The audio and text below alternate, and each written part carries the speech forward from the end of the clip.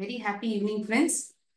In today's session, we'll be looking into Unit 9, Our Beautiful World.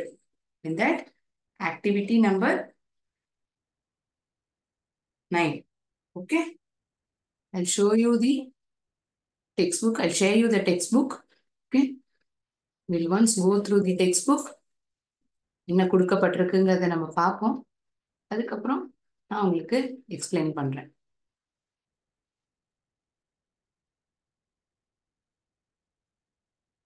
முற்று பெற்ற நிகழ்காலம் பத்தி தான் இன்னைக்கு நம்ம கிளாஸ்ல பார்க்க போறோம். முற்று பெற்ற நிகழ்காலம். முற்று பெற்ற நிகழ்காலம்ங்கிறது என்னவோ வந்து எதை பத்தினதா இருக்கும். யோஜனை பண்ணி பார்த்தா நமக்கு என்ன தோன்றுது? ஏதோ நிகழ்காலத்தை பத்தி பேசுறீங்க மேம். நிகழ்காலம்னா ஆங்கிலத்துல நம்ம என்னன்னு சொல்லுவோம்? பிரசன்ட் டென்ஸ்னு சொல்லுவோம். பிரசன்ட் டென்ஸ்னா என்ன? இப்ப நடக்கிற ஒரு விஷயத்தை பத்தி பேசுறோம்னா அதை நிகழ்காலம்னு பேசுவோம். அப்படின்னா இந்த முற்று பெற்ற நிகழ்காலம்னா என்ன? இங்க என்ன கொடுத்திருக்காங்க நம்மளுடைய புத்தகத்துல? Notice how the present perfect tense is used. I have finished my work. Surani has read that novel. Have you brought your passport? நீ உன்னுடைய பாஸ்போர்ட்டை கொண்டு வந்திருக்கியா? Has she taken her medicine? அவள் தன்னுடைய மருந்தை எடுத்திருக்காளா? We have not. Have not னுடைய சுருக்கப்பட்ட வார்த்தை தான் haven't. We have not or haven't eaten dragon fruit before. நாங்கள் இதற்கு முன்பாக வரைக்கும் இந்த டிராகன் ஃப்ரூட்டை சாப்பிட்டது கிடையாது. He has not. has not சுருக்கப்பட்டு எழுதப்பட்டிருந்தால் எப்படி இருக்கும்? hasn't. He hasn't or has not ridden a motorbike before. இது வரைக்கும் இதுக்கு முன்னாடி அவன் மோட்டார் பைக்கை ஓட்டினது கிடையாது. Have they not or haven't they been to Jaffna? அவர்கள் இதுக்கு முன்னாடி ஜாப்னாவிற்கு போனது கிடையாதா? have, haven't. ஒன்னு வந்து பாசிட்டிவ், இன்னொன்னு வந்து நெகட்டிவ். முடியும் அப்படின்னா have or has சேர்க்கப்பட்டிருக்கு. முடியல அப்படின்னா have not அல்லது has not என்ற வார்த்தைகள் சேர்க்கப்பட்டிருக்கு. Has he not or hasn't he finished packing? அவன் இப்போ வரைக்கும் அந்த பேக்கிங்க முடிக்கலையா? ஸோ இந்த உதாரணம் ஓகே மேம். ஆனா இதுக்கான அர்த்தம் என்ன? இதை வந்து கூடுதலா நம்ம தெரிஞ்சிட்டோம்னா எங்களுக்கு இன்னும் பெட்டரா புரியும். கண்டிப்பா அதை நான் பத்தி இப்போ எக்ஸ்பிளைன் பண்றேன்.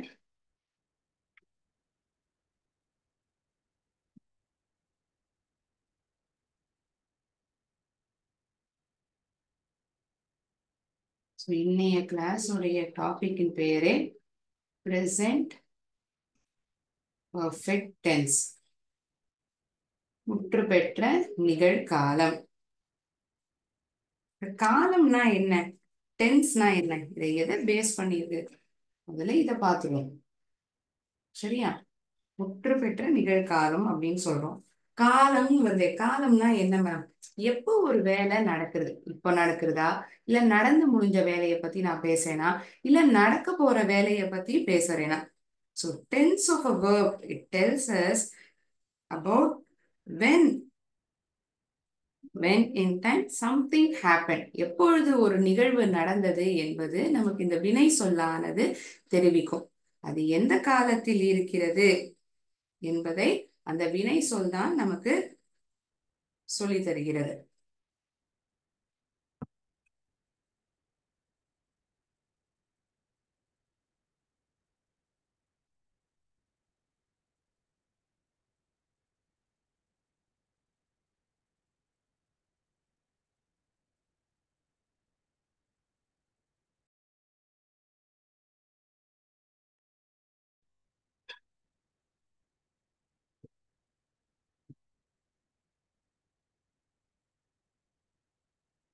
It tells us about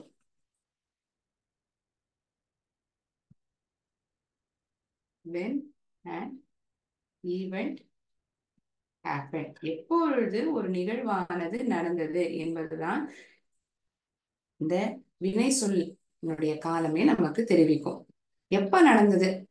இப்ப நடக்கிறதா, இல்ல நடந்து முடிஞ்ச விஷயமா, இல்ல நடக்க போற விஷயமா, அதுதான் வந்து இந்த காலம்.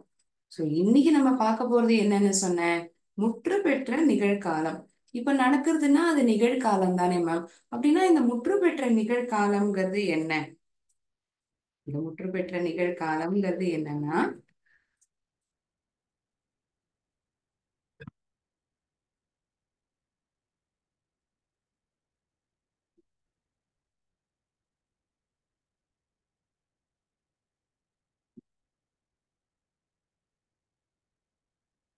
present perfect tense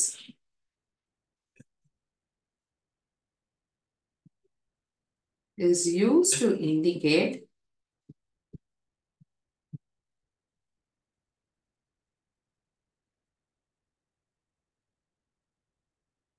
an action happened, ஒரு நிகழ்வானது அல்லது ஒரு செயலானது நடந்தது அல்லது ஆரம்பிக்கப்பட்டது, or started.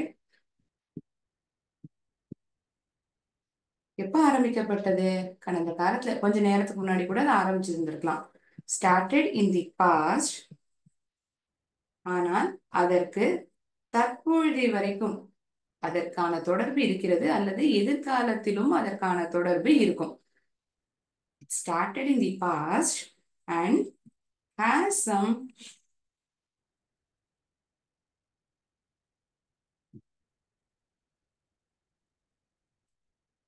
ஏதோ ஒரு தொடர்பு தற்போதைய காலத்துக்கும் இருக்கும் அல்லது எதிர்காலத்துக்கும் அதற்கு இருக்கும். முன்னாடியே ஆரம்பிச்சிடுது, ஆனா இப்பவும் அது தொடருது அல்லது எதிர்காலத்திலயும் அது தொடர்ந்து நடக்கும். அப்படி இருக்கும் பொழுது அது முற்று பெற்ற நிகழ்காலம் அப்படின்னு நம்ம சொல்லலாம். இந்த மீனிங்க எழுதிக்கோங்க. நம்ம உதாரணங்களா பார்த்து புரிஞ்சுக்கிறத சுலபமா புரிஞ்சுக்க முடியும்.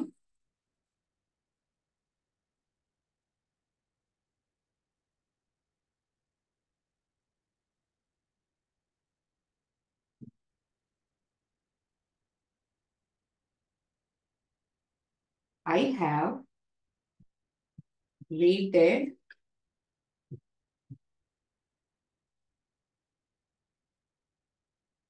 waited for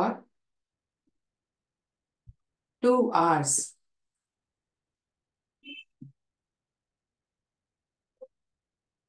I have waited for 2 hours. நான் 2 மணி நேரத்துக்கு மேலாக காத்து கொண்டு இருக்கிறேன். அதாவது நான் இன்னும் காத்துட்டு தான் இருக்கேன். நீங்க ஏற்கனவே ஒரு விஷயத்துக்காக வெயிட் பண்ண ஆரம்பிச்சிட்டீங்க, ஆனா இன்னுமே நீங்க காத்துட்டு இருக்கீங்க. ஒருவேளை ஒரு பஸ்ஸுக்கா இருக்கலாம், ரயிலுக்கா இருக்கலாம், இன்னும் வரல, இன்னும் காத்துன்னு தான் இருக்கீங்க. ஆனா இந்த காத்துன்னு இருக்குங்கிற இந்த வினை சொல் ஏற்கனவே ஆரம்பிக்கப்பட்டிருக்கு. அதனாலதான் இங்க எழுதியிருக்கு an action it happened or started in the past. இந்த காத்துன்னு இருக்கிறதுங்கிறது எப்போ ஆரம்பிச்சிருக்கு? இப்பதான் நீங்க காத்துட்டு இருக்க ஆரம்பிச்சிருக்கீங்களா? இல்ல, ஏற்கனவே ஆரம்பிக்கப்பட்ட செயல்தான் அது. ஆனால் இன்னும் தொடர்ந்து நீங்கள் காத்து கொண்டு இருக்கிறீர்கள். அப்படி என்றால் இந்த வாக்கியமானது முற்று பெற்ற நிகழ்காலத்தில் இருக்கிறது என்பதை நாம் புரிந்து கொள்வோம். சரியா? ஏற்கனவே ஆரம்பிச்சிடுத்துன்னா அது அப்படின்னா அது கடந்த காலம் தானே மேம். எப்படி அது நிகழ்காலத்துக்கு சம்பந்தப்பட்டிருக்குன்னு சொல்றீங்க? ஏற்கனவே நடந்து முடிஞ்ச விஷயத்த நான் பத்தி பேசுறேன்னா தற்போதைய நிலைக்கும் நடந்து முடிஞ்ச விஷயத்துக்கும் சம்பந்தம் இருக்காது. ஏற்கனவே நடந்து முடிஞ்சிட்டுனா it doesn't have any related connectivity to the present. தற்போதைய நிலைக்கு அது எதுவும் சம்பந்தம் இருக்காது நடந்து முடிஞ்ச செயலை பற்றி நான் பேசும் பொழுது. அதாவது இந்த முற்று பெற்ற நிகழ்காலத்துக்கு நாம் பார்க்கும் பொழுது கடந்த காலத்தில் ஒரு செயலானது ஆரம்பித்திருக்கும், ஆனால் அதனுடைய தொடர்ச்சி இப்பொழுதும் இருக்கும், எதிர்காலத்திலும் இருக்கலாம் என்பதுதான் இந்த முற்று பெற்ற நிகழ்காலம் நமக்கு தெரிவிக்கிறது. சரியா? நடந்து முடிஞ்ச செயலை பத்தி பேசுறது வந்து வெறும் இறந்த காலம் தான். I went to school yesterday, நான் நேத்திக்கு ஸ்கூலுக்கு போனேன். நான் நேத்திக்கு படிச்சேன்.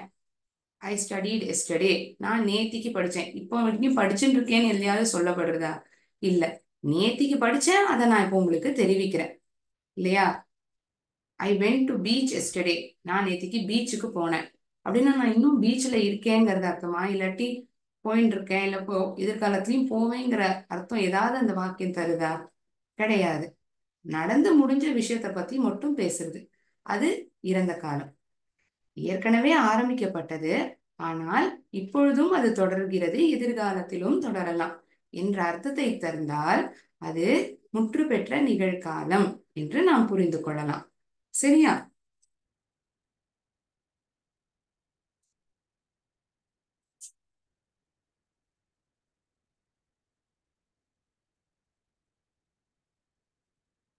இந்த முற்று பெற்ற நிகழ்காலத்தில் யாரெல்லாம் நம் சப்ஜெக்டாக பார்க்கிறோமோ அதுக்கு தகுந்தா போல் இந்த துணை வினை சொல்லானது பயன்படுத்தப்படும். அதற்கு முதலாக நாம் என்னெல்லாம் சப்ஜெக்ட் பயன்படுத்துவோம்? ஒரு வாக்கியம் எடுத்துட்டோம்னா என்னெல்லாம் சப்ஜெக்ட் நம்ம பார்ப்போம்? சப்ஜெக்ட்னா யார் ஒருவர் செயலை செய்கிறாரோ அல்லது யாரை பத்தி பேசப்படுகிறதோ அதை நாம் சப்ஜெக்ட் என்று அழைப்போம்.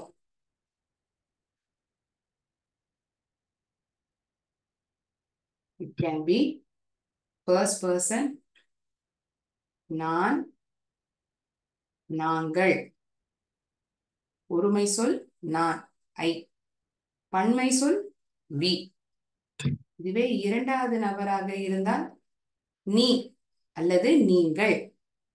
நீ அல்லது நீங்கள் ஆங்கிலத்தில் ஒரே ஒரு வார்த்தை தான், யூ. இதுவே மூன்றாவது நபர், தேர்ட் பர்சன், அவன், அவள், அது அல்லது யாராவது ஒரு நபரினுடைய பெயர் கூட கொடுக்கப்பட்டிருக்கலாம்.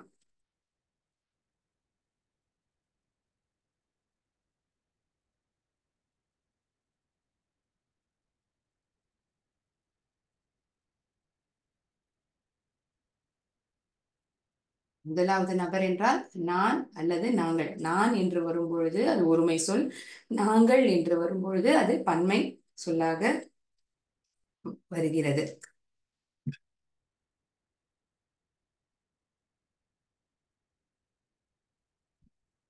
இரண்டாவது நபர் நீ. நீ ரொம்ப பேசுற, நீங்கள் அதிகமாக பேசுகிறீர்கள், டாக்கிங் அ லாட். ஸோ இரண்டுக்குமே, அதாவது ஒருமை சொல்லாக இருக்கும் பொழுதும் சரி, பன்மை வார்த்தையாக நாம் பயன்படுத்தும் பொழுதும் இந்த வார்த்தையில் எந்த ஒரு மாற்றமும் இருக்காது. சரியா? மூன்றாவது நபராக நாம் என்னெல்லாம் சப்ஜெக்டை பயன்படுத்துவோம்? யாரெல்லாம் அந்த செயலை செய்வார்? யாரை பத்தி பேசப்பட்டிருக்கோம்? He, she, it are any name. யாராவது ஒரு நபரினுடைய பெயராக இருக்கலாம். இதுவே பன்மை வார்த்தையாக இருந்தால் அவர்கள். என்ன இருக்கும்? அவர்கள். அல்லது இரண்டுக்கும் மேற்பட்ட பெயர்கள், டூ ஆர்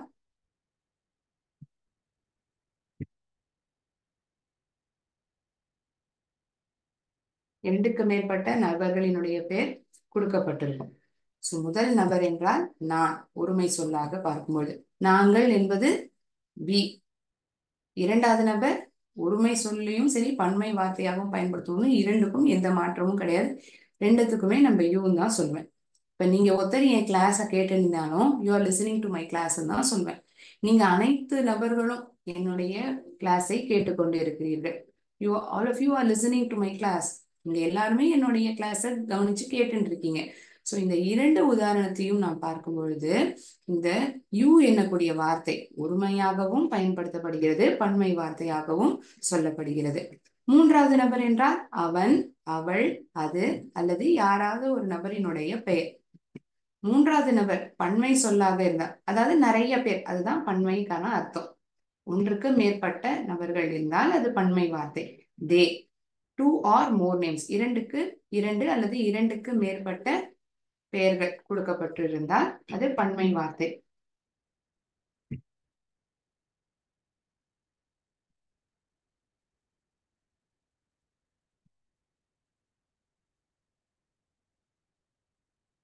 இந்த டேபிள்ல முதல்ல எழுதிருந்தோம்னா நம்ம அடுத்தடுத்து இப்ப பார்க்க போறது உங்களுக்கு சுலபமா இருக்கும். அதாவது இந்த முற்றுப்பெற்ற நிகழ்காலத்துக்கு சம்பந்தப்பட்ட விஷயத்தை பார்க்கும் பொழுது இந்த டேபிள் ஆனது உங்களுக்கு உபயோகமாக இருக்கும்.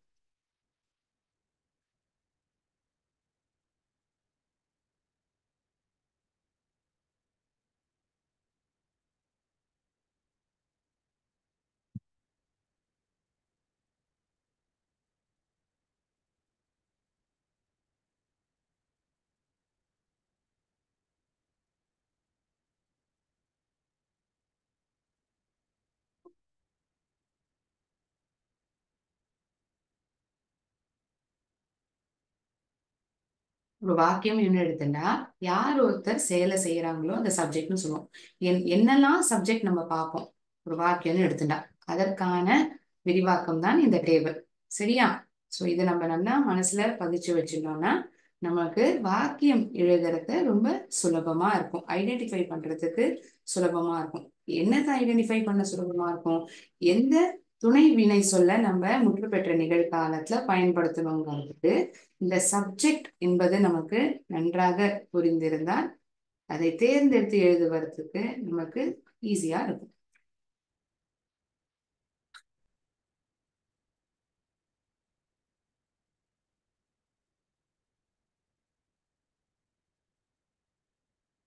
ஸோ இந்த ப்ரெசன்ட் பர்ஃபெக்ட் டென்ஸ் எப்பெல்லாம் பயன்படுத்தப்படுது? It is use to indicate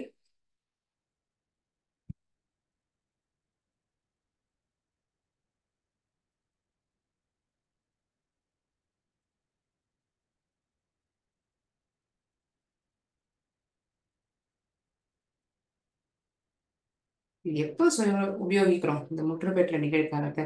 it's use to indicate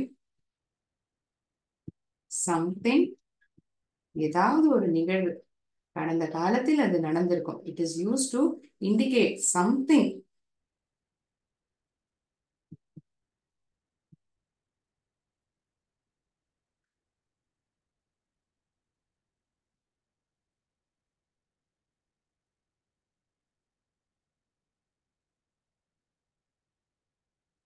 ஏற்கனவே ஆரம்பிக்கப்பட்டிருந்திருக்கும், ஆனால் இப்பொழுதும் அதற்கு தொடர்பு இருக்கிறது, இப்பொழுதும் அது நடந்து கொண்டு இருக்கிறது.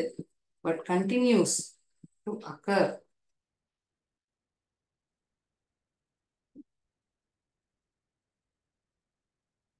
But continues to occur. இன்னும் தொடர்ந்து நடந்து கொண்டே இருக்கிறது. முடிஞ்ச விஷயத்தை பத்தி பேசல, ஏற்கனவே ஆரம்பிச்சது, ஆனா இப்போ வரைக்கும் அதுக்கு தொடர்பு இருக்கு. அப்படிங்கிற பொழுது பிரசன்ட் பர்ஃபெக்ட் டென்ஸை நம்ம பயன்படுத்துவோம். I have weighted for 2 hours. நான் 2 மணி நேரத்துக்கு காத்துட்டு இருந்திருக்கேன் அப்படின்னா நான் இன்னும் காத்துட்டு தான் இருக்கேன். இந்த காத்துட்டு இருக்கிறதுங்கிறது ஏற்கனவே ஆரம்பிக்கப்பட்டது தான், ஆனா இன்னும் தொடர்ந்து நான் காத்துட்டு தான் இருக்கேன், இன்னும் முடியல.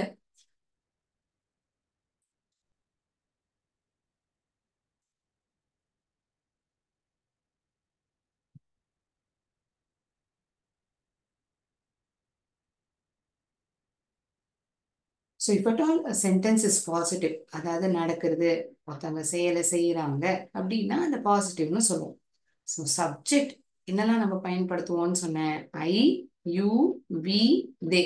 இந்த 4 சப்ஜெக்டுகள் ஒருவேளை அந்த வாக்கியத்தில் எழுதப்பட்டிருந்தால் இதை பின்தொடர்ந்து வரக்கூடிய துணை வினை சொல்லானது have என்று பயன்படுத்தப்பட்டிருக்கும். அதன் பிறகு the வினை சொல், அது past participle, lived, studied, eaten, இது போன்ற வினை சொல் past participle ஃபார்மில் எழுதப்பட்டிருக்கும். I, you, we, they have. The next, immediate next verb. After we write this helping verb, we write the past participle form of this verb. இதுவே மூன்றாவது நபராக இருந்தால் அவன், அவள் அல்லது அது, அதற்கு நாம் என்ன ஹெல்பிங் verb பயன்படுத்துவோம்? has. He has eaten. He has studied. அவன் படிச்சிருக்கான். It. Again, we use this helping verb has. So, I, you, we, they என்கிற வார்த்தைகள் சப்ஜெக்டினுடைய இடத்தில் வரும்பொழுது have என்னக்கூடிய இந்த துணை வினை சொல்லை பயன்படுத்துகிறோம். அதன் பிறகு இந்த வினை சொல்லானது past participle ஃபார்மில் இருக்கும். lived, studied, eaten.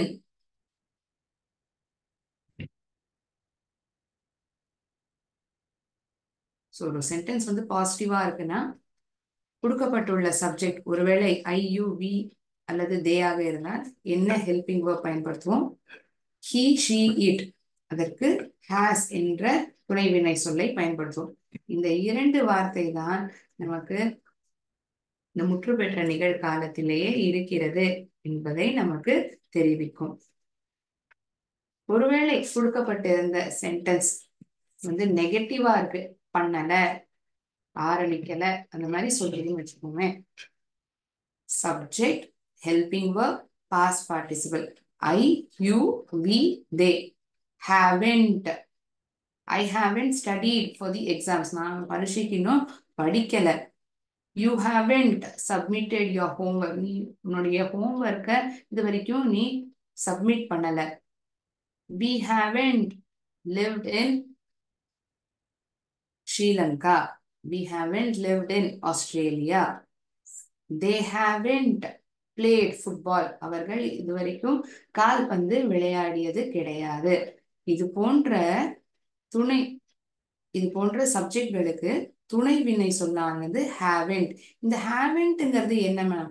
haven'tங்கிறது இந்த have notனுடைய சுருக்கப்பட்ட வார்த்தை தான் haven't. have notனுடைய சுருக்கப்பட்ட வார்த்தை தான் haven't. அநேகமாக நாம் இந்த முற்றுப்பெற்ற நிகழ்காலங்களில் வாக்கியங்களை எழுதும் பொழுது இந்த சுருக்கப்பட்ட வார்த்தையை பயன்படுத்துவோம். முதலில் செயலை செய்யும் நபர், பிறகு துணை வினை சொல், அதன் பிறகு இந்த முக்கிய வினை சொல். அது எந்த காலத்துல இருக்கும்? You need to use past participle form of the verb. ஸ்டடிங்கிறது தான் verb. அதனுடைய past participle தான் studied. என்ன வார்த்தை? studied. படிக்கிறேன், படிச்சேன். வசிக்கிறேன், live, lived.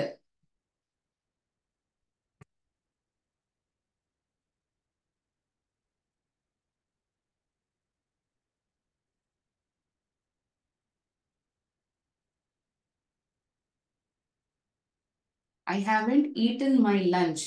நான் என்னுடைய மதிய உணவை இன்னும் சாப்பிடவில்லை. I haven't eaten my lunch. இந்த வார்த்தைகள் எல்லாம் நிகழ்காலத்தில். இது past participle form. அதாவது நடந்த வேலையை நாம் சொல்லும் பொழுது இப்படி எழுதுவோம். ஸோ பாசிட்டிவ்ல வந்து எப்படி அந்த ஹெல்பிங் verb வந்து மாறுது? பாசிட்டிவ்ல வந்து என்ன ஹெல்பிங் verb உபயோகிக்கிறோம்? நெகட்டிவ்ல என்ன ஹெல்பிங் verb உபயோகிக்கிறோம்? இதுவே வந்து ஒரு வாக்கியமானது கேள்வியாக கேட்கப்பட்டிருந்தால் எப்படி அமைந்திருக்கும்? அது எப்படி அமைந்திருக்கும் என்றால், இந்த துணை வினை சொல்லானது வாக்கிய ஆரம்பத்திலேயே அல்லது துவக்கத்திலேயே நாம் பயன்படுத்தியிருப்போம். அந்த துணை வினை சொல்லுக்கு பிறகே நாம் சப்ஜெக்டை எழுதுவோம். இங்க எல்லாம் பார்த்தோம்னா முதல்ல சப்ஜெக்ட் வருது, அப்புறம் ஹெல்பிங் verb வருது, அதுக்கப்புறம் தான் இந்த verb வருது. Past participle form of the verb வருது. ஆனா ஒரு கேள்வியாக கேட்கப்படும் வாக்கியத்தில் முதலாகவே இந்த ஹெல்பிங் verb ஆனது வந்து விடுகிறது. அதன் பிறகு செயலை செய்யக்கூடிய நபர், பிறகு இந்த past participle form of the verb. Have you played football? நீ இதுவரைக்கும் கால்பந்து விளையாடி இருக்கியா? நீ இதுவரைக்கும் கால்பந்து விளையாடி இருக்கியாங்கிற அர்த்தம் தான் have you played footballங்கிறது தரும். நீ கால்பந்து விளையாடினியா? did you play football அப்படி கேட்கலாம். I played football yesterday. அதுக்கு பதில் நீங்க எப்படி கொடுக்கலாம்? நான் எதுக்கு கால்பந்து விளையாடினேன் அப்படின்னு சொல்லலாம். நீ இது வரைக்கும் கால்பந்து விளையாடி இருக்கியா? have you played football? hasங்கிறது இந்த மூன்றாவது நபர் சொல், third person he, she, it.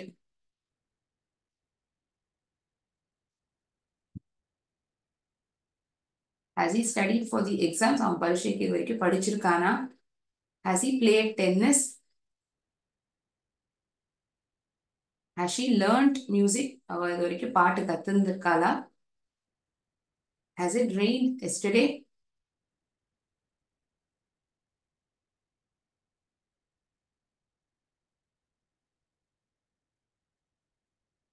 முற்று பெற்ற நிகழ்காலம் ஒரு பாசிட்டிவ் சென்டென்ஸுக்கு நெகட்டிவ் சென்டென்ஸுக்கு கேள்வியாக கேட்கப்படும் வாக்கியங்களுக்கு எப்படி அமையும் என்பதை நாம் பார்த்தோம். அதற்கு நாம் முக்கியமாக நினைவில் வைத்துக் கொள்ள வேண்டியது இந்த துணை வினை சொல் தான். இந்த துணை வினை சொல்லானது சப்ஜெக்டுக்கு தகுந்தவாறு அது மாறும்.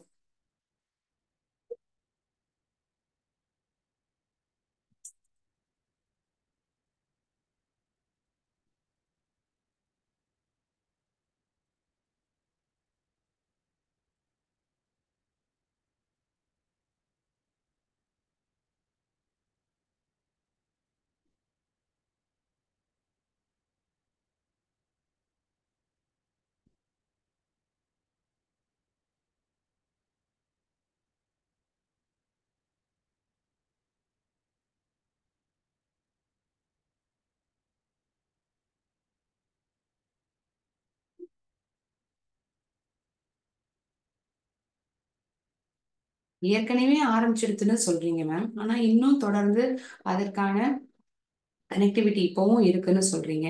ஸோ இந்த இறந்த காலத்துக்கும் இந்த முற்று பெற்ற நிகழ்காலத்துக்கும் கொஞ்சம் கன்ஃபியூஷன் இருக்கே மேம். அது எக்ஸாம்பிளோட பார்த்தா இன்னும் பெட்டரா புரியும் அப்படின்னு தோன்றவங்களுக்கு இந்த உதாரணம் உதவிகரமாக இருக்கும். So we'll see the difference between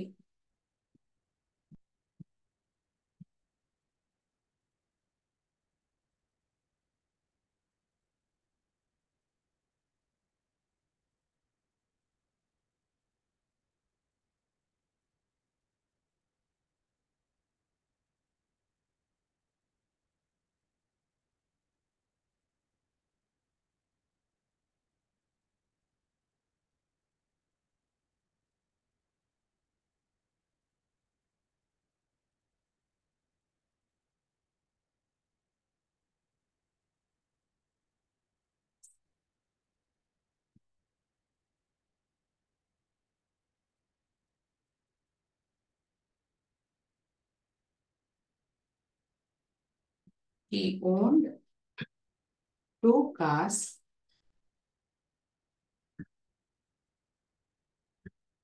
அவரிடம் 2 கார்கள் 10 ஆண்டுக்கு இருந்தனர். அவரிடம் 2 கார்கள் 10 ஆண்டுக்கு இருந்தனர். இதே வாக்கியத்தை நான் இப்படி எழுதுறேன்னு வச்சுக்கோங்க.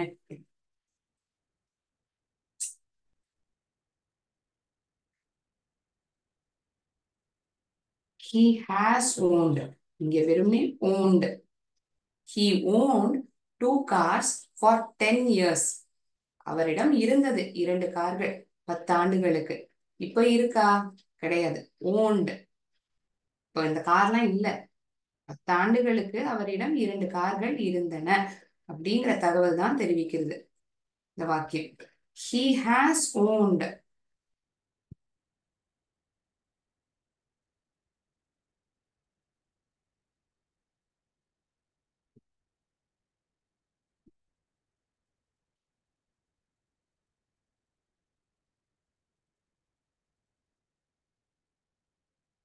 So in this first sentence, if we say, it states that he owned 2 cars for a period of 10 years in the past, but doesn't own them now.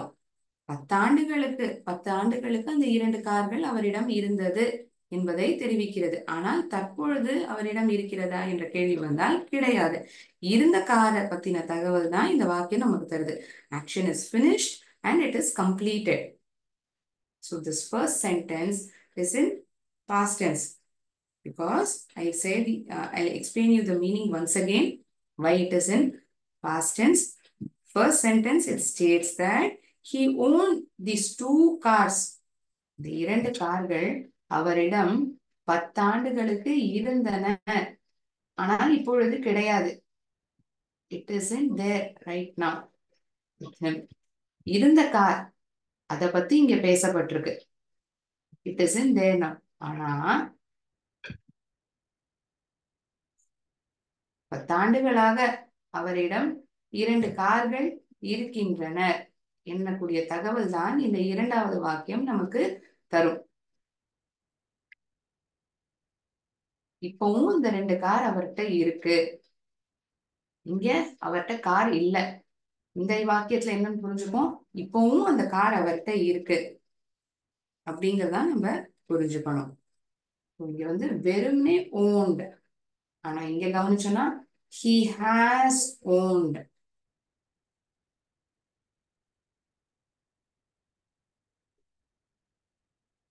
முன்னாடில இருந்தே கார் இருக்கு, இன்னமும் இருக்கு. அது எந்த வாக்கியம் அர்த்தத்தை தருது? இந்த இரண்டாவது வாக்கியம் தான் அப்படி சொல்கிறது. அதே முதலாவது வாக்கியம் என்ன சொல்கிறது? அவரிடம் இந்த 2 கார்கள் 10 ஆண்டுகளுக்கு இருந்தது என்ற தகவல் தான் முதலாவது வாக்கியம் நமக்கு தெரிவிக்கிறது.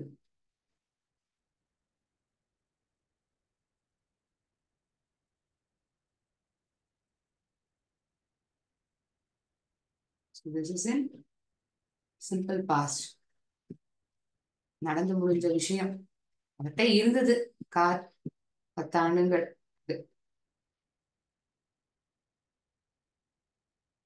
10 ஆண்டுகளா இன்னமும் இருக்குங்கிறது தான் இந்த இரண்டாவது வாக்கியம் நமக்கு தெரிவிக்கும். This is in present perfect tense.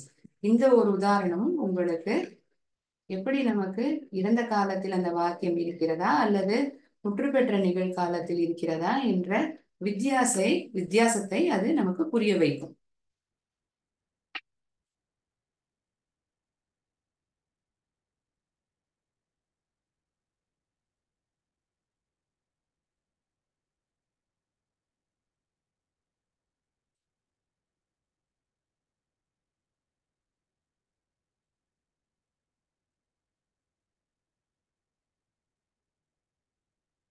See many sentences that are in present perfect tense right now. Okay. So இந்த 2 உதாரணமும் நான் ஏன் இப்படி தந்திருப்பேன்னா, உங்களுக்கு இறந்த காலத்துல இருக்கக்கூடிய வாக்கியமும் முற்று பெற்ற நிகழ்காலத்துல இருக்கக்கூடிய வாக்கியமும் எப்படி எனக்கு வித்தியாசத்தை கண்டுபிடிக்க முடியுங்கிறதுக்காக தான் இந்த உதாரணங்களை உங்களுக்கு தந்திருப்பேன்.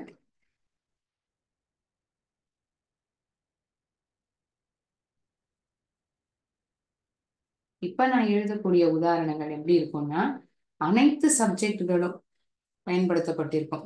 அந்த சப்ஜெக்டுக்கு தகுந்த மாதிரி நம்ம என்ன துணை வினை சொல்ல பயன்படுத்துறோம் அதை பேஸ் பண்ணின சென்டென்சஸ் நம்ம இப்ப பார்க்கலாம். சரியா?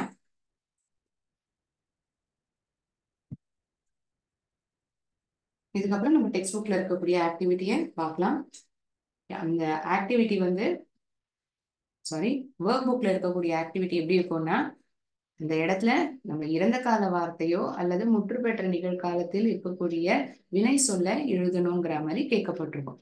ஸோ இப்ப நான் கொடுத்த இந்த விளக்கம் உங்களுக்கு அதுல பதில் எழுதுறதுக்கு உதவிகரமா இருக்கும்னு நம்புறேன்.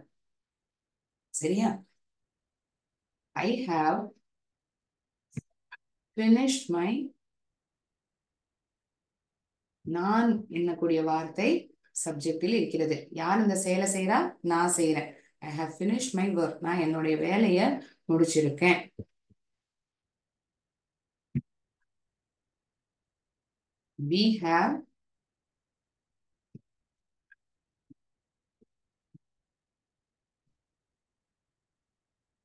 we have visited that temple. அந்த கோவில நாங்க நிறைய வாட்டி பார்த்திருக்கோம். we have visited that temple several times.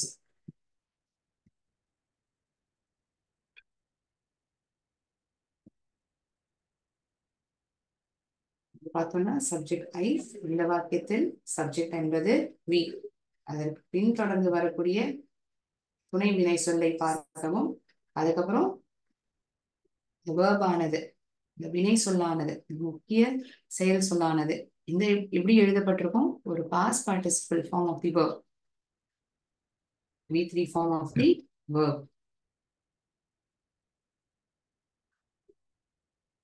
Past tense.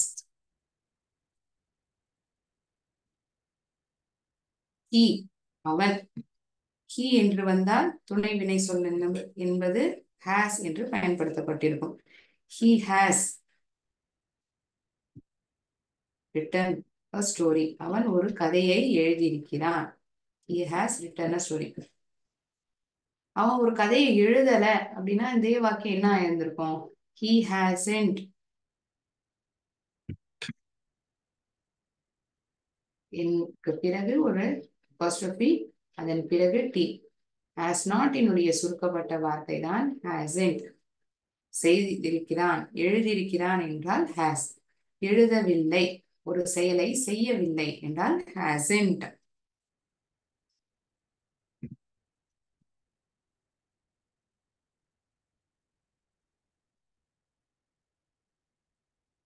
She has learned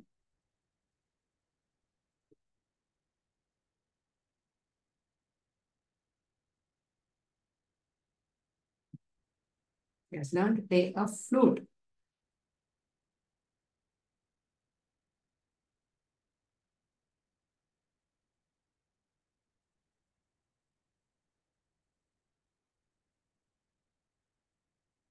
It has drunk. அது நீரை குடித்திருக்கிறது. It has drunk the water.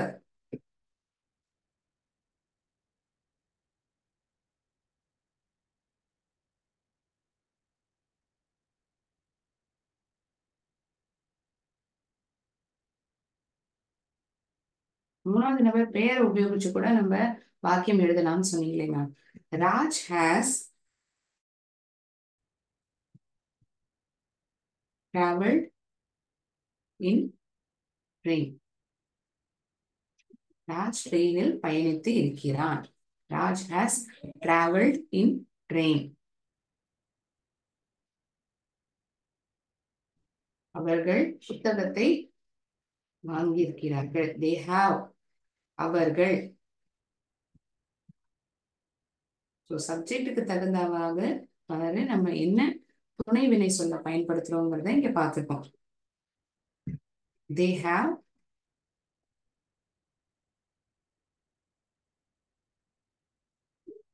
bought the notebook.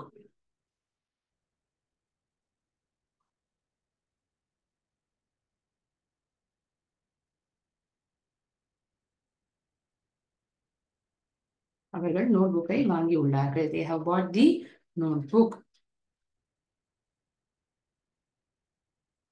வெவ்வேறு சப்ஜெக்ட்கள் அதற்கு தகுந்தவாறு என்ன துணை வினை சொல் பயன்படுத்தப்படுகிறது, ஒரு பாசிட்டிவ் சென்டென்ஸ், ஒரு நெகட்டிவ் சென்டென்ஸ், இது அனைத்தும் நாம் இப்பொழுது பார்த்திருக்கிறோம். அடுத்தபடியாக உங்களுடைய ஒர்க் புக்கில் கேட்கப்பட்டுள்ள கேள்விகளுக்கு பதிலை பார்க்கலாம்.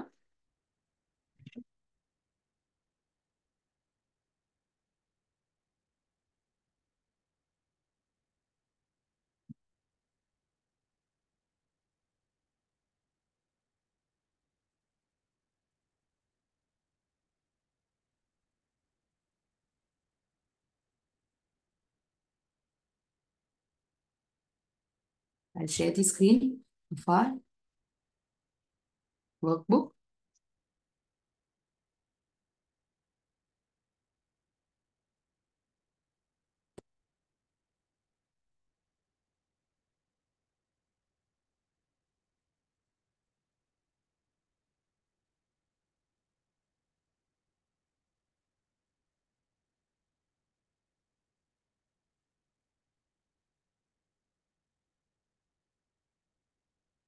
Use the simple past tense or present perfect tense to complete the sentences. My grandmother dash liveங்கிறது அந்த வினை சொல். அதுதான் க்ளூ வேர்டா கொடுக்கப்பட்டிருக்கு. அதை நம்ம எப்படி எழுதணும், இறந்த காலத்துல எழுதணுமா இல்லாட்டி முற்று பெற்ற நிகழ்காலத்துல எழுதணுமா அப்படிங்கிறது தான் பார்க்கணும். My grandmother dash in candy when she was a child. குழந்தையாக இருந்த பொழுது என்னுடைய பாட்டி கேண்டியில் வசித்தார். லிவ்ட் முந்தைய காலத்தில் நடந்த ஒரு விஷயத்தை பத்தி பேசப்படுகிறது. இப்பொழுதும் அவர் வசிக்கிறார் என்ற அர்த்தத்தை இந்த வாக்கியம் நமக்கு தரவில்லை.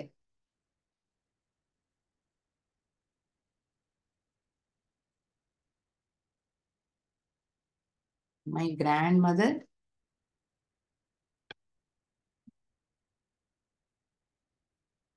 lived. My grandmother lived in Kandy when she was a child. குழந்தையாக இருந்த பொழுது என்னுடைய பாட்டி கேண்டியில் வசித்தார். இப்பொழுதும் வசிக்கிறார் என்ற அர்த்தம் இந்த வாக்கியம் ஒரு பொழுதும் தெரிவிக்கவில்லை. I dash to Kandy many times. நான் இதுவரைக்கும் கேண்டிக்கு நிறைய முறை சென்றிருக்கிறேன். I have been. பீங்கிறது தான் வார்த்தை கொடுக்கப்பட்டிருக்கு. இதை நாம் எப்படி எழுதுவோம்? I have been. நான் கேண்டிக்கு நிறைய முறை சென்றிருக்கிறேன். இன்னமும் இதுக்கப்புறமும் நான் போலாம். இது வரைக்கும் நான் நிறைய வாட்டி போயிருக்கேன். Mrs. Ferreira dash lose her house key yesterday. நேத்திக்கு மிஸ்ஸஸ் பெரரா அவர் வீட்டுடைய சாவியை தொலைத்தார். Mrs பெரரா last தொலைத்தார். இப்ப அதை பத்தி இன்னும் தேடிட்டு இருக்காங்க. அது போன்ற தகவல் எதுவுமே இங்க தரப்படல. தொலைச்ச விஷயத்தை இங்க சொல்லப்பட்டிருக்கு. அவ்வளவுதான். I dash loose my keys. Can you help me to find தம்? நான் என்னுடைய சாவிகளை தொலைச்சிருக்கேன். நீ எனக்கு கண்டுபிடிக்கிறதுக்கு உதவி செய்வியா? நான் என்னுடைய சாவிகளை தொலைச்சிருக்கேன். நான் இன்னும் தேடின்னு தான் இருக்கேன். நீ எனக்கு தேடுறதுக்கு உதவி செய்யறியாங்கிற அர்த்தத்தை இந்த வாக்கியம் தரும். நான் என்னுடைய சாவிகளை தொலைத்திருக்கிறேன். ஐ ஹாவ் தொலைத்து இருக்கிறேன். I have last my keys. Can you help me to find them? I dash to Jaffna last month. நான் போன மாதம் அல்லது சென்ற மாதம் நான் ஜஃப்னாவுக்கு சென்றேன். நான் போன மாசம் ஜஃப்னாவுக்கு போனேன். I went to Jaffna last month. இந்த 5வது வாக்கியம் இறந்த காலத்தில் இருக்கிறது. முதலாவது வாக்கியம் 3வது வாக்கியத்தில் இருக்கக்கூடிய மூன்றாவது வாக்கியத்தில் இருக்கக்கூடிய வார்த்தையானதும் இறந்த காலத்தில் இருக்கிறது. 5வது வாக்கியத்தில் இருக்கக்கூடியதும் இறந்த காலம். இந்த கொஸ்டினே என்ன சொல்லப்பட்டிருந்தது? ஒண்ணு இறந்த காலம் அல்லது முற்று பெற்ற நிகழ்காலத்துல வினை சொல்ல எழுதணும்னு சொல்லப்பட்டிருந்தது. ஸோ வாக்கியத்துக்கு தகுந்தவாறு நம்ம இப்ப எழுதிட்டு இருக்கோம் இல்லையா? My uncle dash for his school cricket team in 1999. My uncle played. என்னுடைய மாமா தன்னுடைய பள்ளிக்கூடத்தின் கிரிக்கெட் டீமுக்காக 1999ஆம் ஆண்டு விளையாடினார்.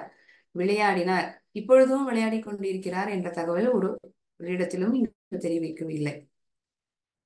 1999, அதாவது 1999 அவங்க ஸ்கூலுடைய கிரிக்கெட் டீமுக்கு என்னுடைய மாமா விளையாடின தகவல் இங்க சொல்லப்பட்டிருக்கு. அவ்வளவுதான்.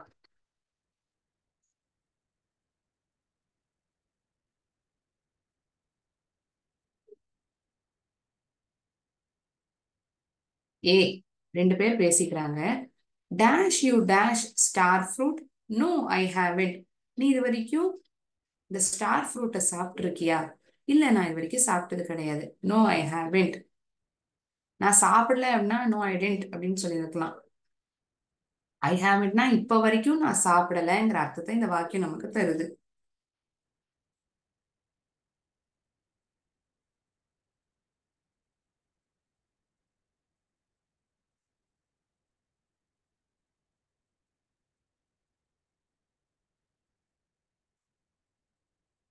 Have you eaten star fruit?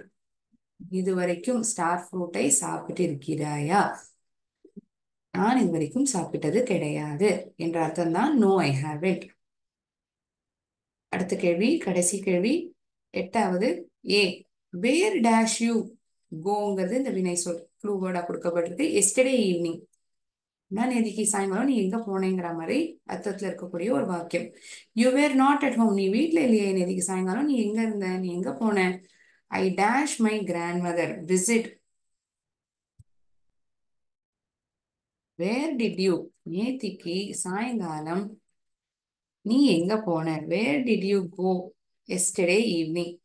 You were not at home. நீ வீட்டுல இல்ல. I visited.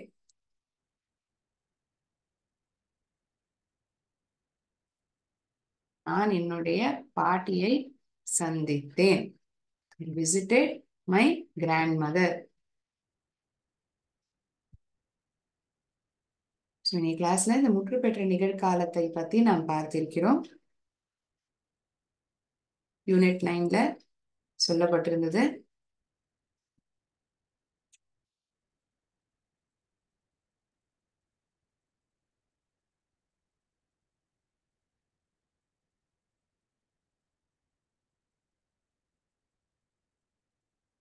Any doubts to anyone pertaining to today's session? இன்னைக்கு கிளாஸ் பத்தி ஏதாவது சந்தேகம் இருந்தா நீங்க என்கிட்ட கேட்கலாம்.